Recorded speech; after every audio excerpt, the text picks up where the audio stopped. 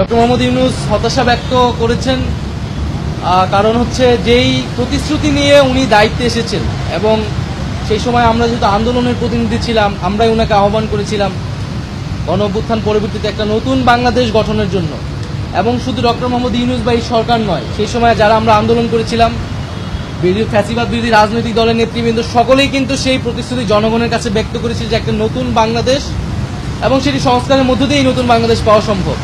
সেই নতুন বাংলাদেশের প্রতিশ্রুতি থেকে কোনো পক্ষ সরে আসছে বলে ডক্টর মোহাম্মদ ইউনূসের মনে হচ্ছে এবং ওনাকে চাপ প্রয়োগ করে বিভিন্ন দাবি আদায়ের চেষ্টা চলছে।